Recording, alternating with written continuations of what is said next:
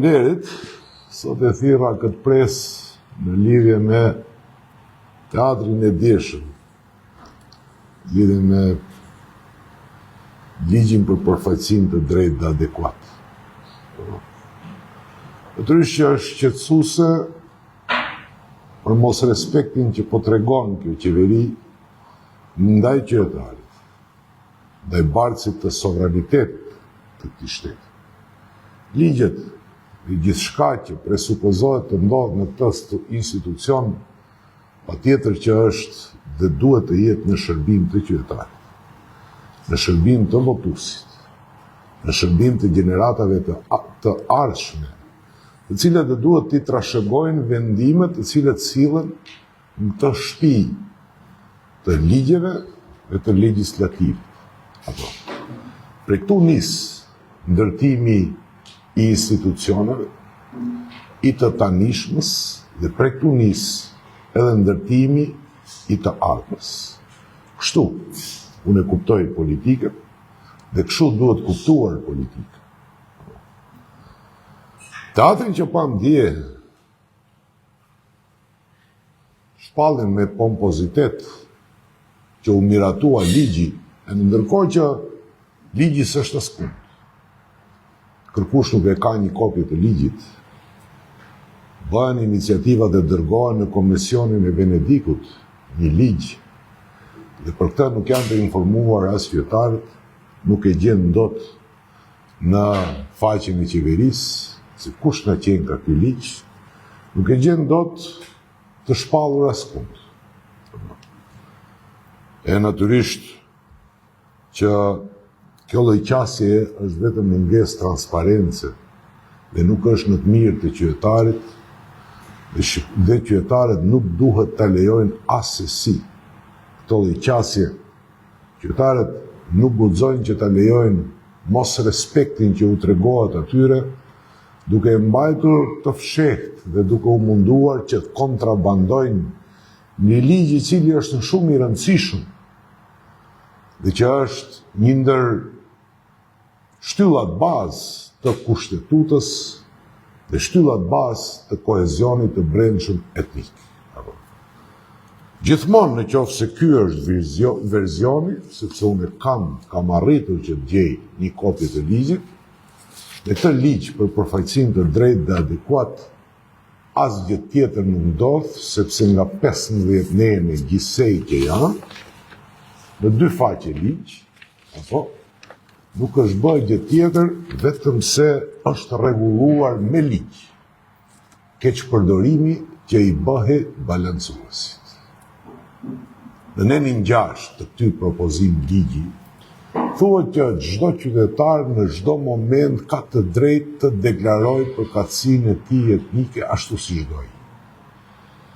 Dhe kjo ishte keqpërdorimi që i ndodhte balancuesit apo.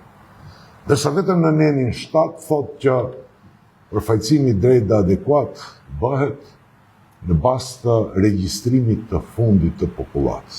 E përkthyer ndryshe, kjo është në regjistrimin e fundit të popullsisë shqiptarët ishin 29%, maqedonësit 54%, 5% e tjerë.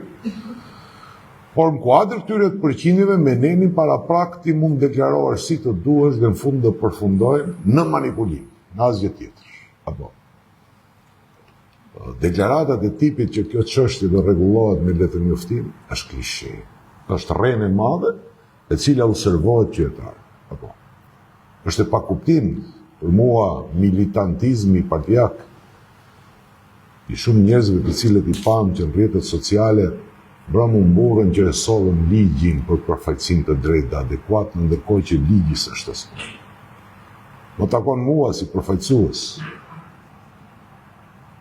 si deputet i zgjedhur me vota popullit, që ta di kush është propozim ligji. U takon qytetarëve në debat publik që të informohen se kush është ligji për përfaqësimin e drejtë dhe adekuat. Dhe unë për këtë temë, ju jeni të vetëdijshëm dhe opinioni, unë flas plot. Unë flas plot sepse ligji për përfaqësim të drejtë dhe adekuat është kauzë e Aleancës për shqiptarët. Dhe këtë nuk e them sot. Në 2020 unë kam udhëheq kampanjë elektorale me disa shtylla kryesore, mes të cilave një ndër ato shtylla është ligj për përfaqësinë të drejtë dhe adekuat. Ligji në fjalë i propozuar, unë ju garantoj se nuk ka asnjë element për çka duhet diskutoj Komisioni i Venedikut. Dhe nuk kam pikën e dilemës se mund të kenë ndonjë vërejtje në lidhje me këtë ligj.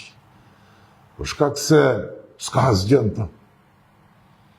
Nuk ka asgjë të përveç kësaj tendencës për të manipuluar ky ligj nga ana e përfaqësuesve të qeverisë. Shqetësues është dekori i kryeministrit me zëvendës kryeministrat, të cilët aty ishin vetëm për t'i dhënë legjitimitet këtij ligji që nuk është i drejtë dhe nuk është as adekuat. Është thjesht këndvështrim i vëmëros se si ta pengoj akoma më tutje përfaqësimin e drejtë dhe adekuat.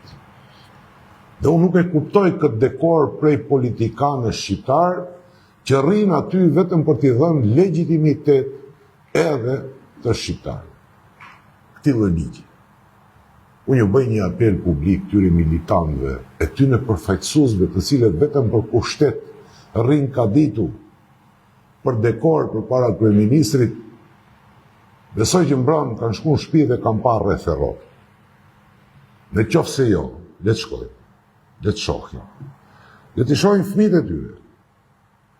Le të shohim niprit edhe mbesët nëse i kanë. Se këto lloj ligjesh njerëz sillen dhe pasojat do t'i vuajnë fëmijët e tyre, niprit dhe mbesët e tyre. T'ja ndalish perspektivën me qindra dhe mijëra qytetarëve, pa marrë parasysh përkatësisë etnike, me një ligj i cili ka për qëllim që të ruaj refuzimin institucional të bashkësive tëra etnike dhe të rish aty për dekor vetëm për qëllim pushteti, është më shumë se tradhti. Prandaj, unë shfrytëzoj rastin që t'ju them që ky ligj, Alianca për Shqiptarët, Fronti Evropian nuk do ta përkrah një ligj të tillë. Është ligj e vërtet është që është ndër segmentet që nuk është trajtuar deri tani prej kohës të nënshkrimit të marrëveshjes së Ohrit, dhe jo rastësisht ne kemi pas një ndër kauzat shtyllë dhe bazë të ligj. Ligji as pak nuk e trajton dimensionin e përfshirjes në vertikalen dhe horizontalen e institucioneve. Ligji as pak nuk e trajton përfaqësimin e drejtë dhe adekuat të institucionit në kuadër të teritorit që ai e ushtron aktivitetin. Në qoftë se po them një institucion, shpesh e ka marrë për shembull, gjykata themelore në Tetov e shtron aktivitetin e saj në një territor në të cilën 90% janë shqiptarë. E pra 90% edhe kuadrit udhëheqës në këtë institucion duhet të jenë shqiptarë. Dhe fjalë tjera, në qoftë se bartësi i funksionit është gjyqtari dhe prokurori në një gjykatë themelore, 90% të gjykatësve dhe prokurorëve duhet të jenë shqiptarë. 90% të administratës duhet të jenë shqiptarë. 90% edhe të kuadrit tjetër duhet të jenë shqiptarë. E njëjti realitet duhet të jetë edhe në polici e tjere tjere. Po e njëjti realitet duhet të jetë edhe në komunët tjera, po them, në Strumicë.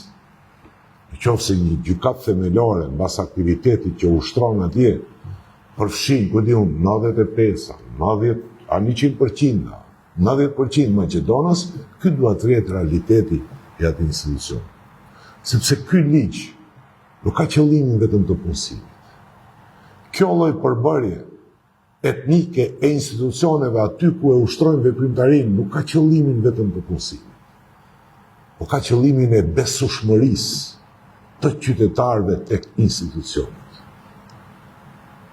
Kjo do të jetë mundësia se si në të ardhmen ne t'i zhdukim edhe paragjykimet, që s'janë paragjykimet, në momentin që ti do t'jesh i përfaqësuar në bazë të realitetit etnik që ka një vend, atëherë kërkush nga ne nuk mund ta drejtojmë gishtin te njëri tjetrin që me qëllim po na bën këtë ose atë.